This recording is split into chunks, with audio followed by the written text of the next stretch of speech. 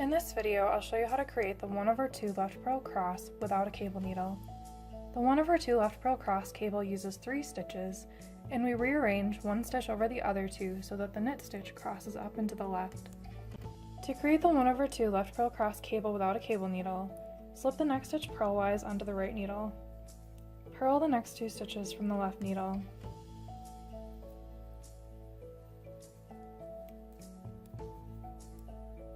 Move the working yarn to the back. Insert the left needle through the 3rd stitch on the right needle.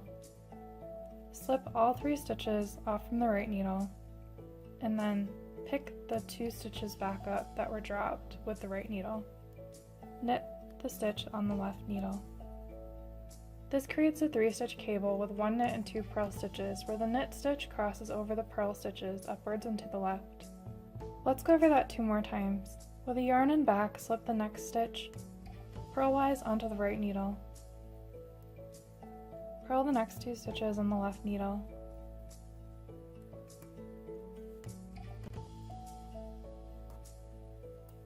Move the yarn to the back of the work. Insert the left needle through the 3rd stitch on the right needle and slip all 3 stitches off from the right needle. Pick the 2 drop stitches back up with the right needle, and then knit the stitch on the left needle. Let me show you that once more. With the yarn and back, slip the next stitch purlwise to the right needle. Purl the next 2 stitches.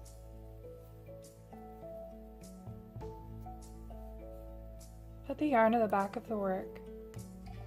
Insert the left needle into the 3rd stitch on the right needle and pull all 3 stitches off from the right needle. Pick the 2 drop stitches up with the right needle, and then knit the stitch from the left needle. And that's how you create the 1/2 left purl cross cable without a cable needle.